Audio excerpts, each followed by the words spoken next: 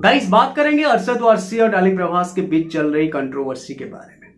ठीक है, यहां पे ना यार सच बताऊं तो डार्लिंग प्रभास और अरशद वारसी के बीच चल रही कंट्रोवर्सी बोलने से बुरा लग जाता है, क्योंकि डार्लिंग प्रभास जो है ना इन सारी चीजों में वो फंसते नहीं है। उनके नाम पे जितना भी नेगेटिविटी हो, जितना भी जो भी हो, पॉजिटिव हो नेगेटिव हो, जो भी हो, इसमें वो पढ़ते ही नहीं है। इसी वजह से उनका कंट्रोवर्सी बोलने से बुरा लगता है लिटरली, अगर आप मेरी बात को समझ रहे हो तो। ठीक है, अरशद वारसी आए किसी इंटरव्यू में जोकर बोल दिए, उस बात को लेकर के सब लोग भड़क गए। डार्लिंग प्रभास के फैंस लोग हो गए या फिर साउथ इंडस्ट्री के मतलब जितने भी एक्टर एक्ट्रेस लोग, जिन लोगों का रिएक्शन वगैरह आया, सब लोग भड़क गए और कंट्रोवर्सी वहीं पे चल रहा है। लेकिन जिसके नाम पे ये हुआ, जिसको ले करके हुआ, भाई उनका कोई रिप्लाई नहीं आता है, ना तो वो कुछ कह रहे हैं ना कुछ। तो उनका कंट्रोवर्सी बोलने से ही बुरा लग जाता है कि डार्लिंग प्रभास के नाम पे कोई कंट्रोवर्सी हो रहा है। खैर चलिए हम इसके ऊपर चर्चा करते हैं। लास्ट वीडियो में इस टॉपिक को लेकर के, जो हमारा लास्ट वीडियो था, वो लास्ट वीडियो में हम बात कर रहे थे कि विष्णु मंचू जो है एक लेटर लिखे हैं। ठीक है, एक लेटर लिखे हैं पूनम ढिलोन जो कि सिनेटा के प्रेसिडेंट है, उनके पास एक लेटर भेजे हैं वो अरशद वारसी के नाम पे, जो इस तरह की सिचुएशन, इस तरह की कंट्रोवर्सी आगे चल करके ना हो और वो अपनी शब्द को वापस ले और ये कंट्रोवर्सी दूर हो और इसके ऊपर चर्चा हो सिनेटा में। ठीक है, तो अभी पूनम ढिलोन जो है मतलब प्रेसिडेंट जो है सिनेटा के, उनकी तरफ से रिप्लाई आ चुका है और वो क्या कह रहे हैं उसके ऊपर अभी हम चर्चा करने वाले हैं। भाई उनका बयान अभी हमें यह देखने को मिला है कि वो कह रही हैं कि वो जब हम वो पूरा का पूरा इंटरव्यू को देखते हैं और अरशद वारसी की शब्द को सुनते हैं तो हमें क्लियरली पता चलता है कि वो डायरेक्टली डार्लिंग प्रभास को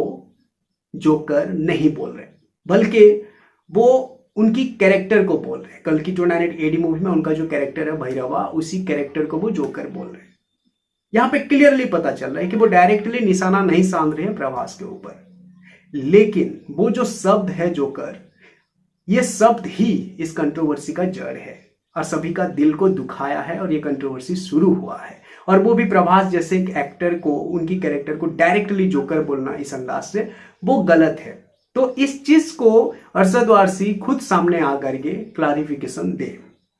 पूनम ढिलोन जी का यही बयान है अभी कि वो भैरवा कैरेक्टर को जोकर बोले और वो कैरेक्टर उनको इतना डिसअपॉइंट किया कि वो वर्ड को वो निकाल ही दिए।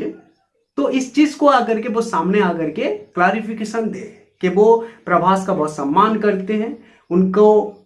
बहुत ही मतलब लार्जर देन लाइफ कैरेक्टर, एकदम खतरनाक कैरेक्टर में देखना पसंद करते हैं और इस तरह की कैरेक्टर में देख करके उनको दुख हुआ, इसी वजह से इस तरह की बात करे। तो वो जो उनका इंटेंशन है वो इंटेंशन को लोगों के सामने रखे। अगर वो सामने नहीं रखेंगे तो वो निशाना साध रहे हैं बोल करके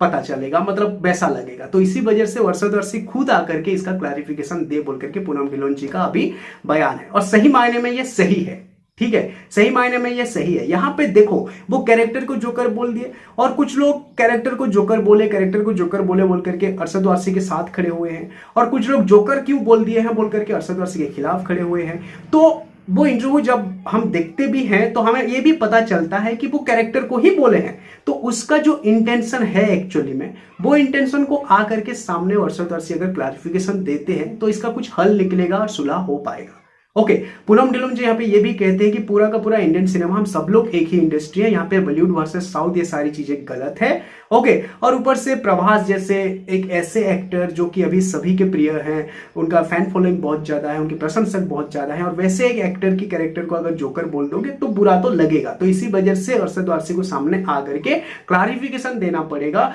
उनका इंटेंशन को लोगों को समझाना पड़ेगा कि मैं भी प्रभास की कैरेक्टर को बहुत ज्यादा पसंद करता हूं, लेकिन इस कैरेक्टर में मेरा दिल टूटा, इसी वजह से मैंने ऐसा कहा बोल करके वो आकर के सामने क्लैरिफिकेशन दे। तो अभी ये कंट्रोवर्सी सुलह होने का सिर्फ और सिर्फ अरशद वारसी के हाथ में है कि उनको आकर के मीडिया के सामने बोलना पड़ेगा, लोगों को बोलना पड़ेगा कि वो कैरेक्टर मुझे बुरा लगा, मेरा दिल टूटा और मैं कुछ अलग सोच रहा था। वो कैरेक्टर मतलब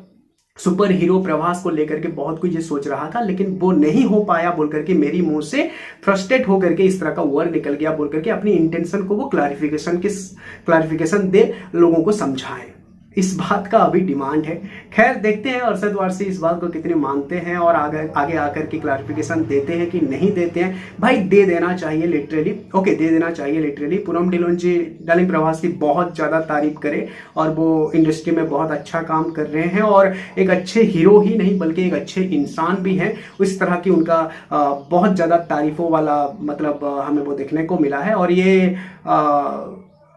इंडिया टुडेज में शायद मतलब वहीं पे उनका इंटरव्यू वगैरह था, वो आर्टिकल में आया है, वो उनको इंटरव्यू दिए हैं पूनम ढिल्लोन जी और इस तरह की बात कर रहे हैं। ओके खैर यार देखते हैं कि अरशद वारसी का नेक्स्ट रिएक्शन क्या आता है और वो किस तरह का बयान देते हैं। एक्चुअली दे देना चाहिए और मैं एक्चुअली ये शुरू से आप कह रहा हूं, जब ये कंट्रोवर्सी का मतलब लास्ट 2-3 वीडियोस में मैं आपको बता रहा था शायद कि हाँ नानी जब आकर के बोल दिया ना कि एक शब्द का ही खेल है, जब मैंने बोल दिया स्टैडम वाला खेल की पॉपुलैरिटी बहुत ज्यादा हो गया अरशद वारसी का इस कंट्रोवर्सी के जरिए, जो मैंने बोल दिया वो गलत शब्द ही एक्चुअली में प्रॉब्लम करती है और वो जो जोकर शब्द है वही प्रॉब्लम है बोल करके जब नानी बोले ना उस वीडियो पे मैं आपको बोल दिया था कि अगर अरशद वारसी आकर के अपना इंटेंशन बता दे कि उनका कोई ऐसा गलत इंटेंशन नहीं है, वो डायरेक्टली प्रभास को जोकर नहीं बोल रहे हैं बल्कि उनकी कैरेक्टर को जोकर बोल रहे हैं, वो कैरेक्टर उनको पसंद नहीं आया बोल करके बोले हैं बोल करके अगर वो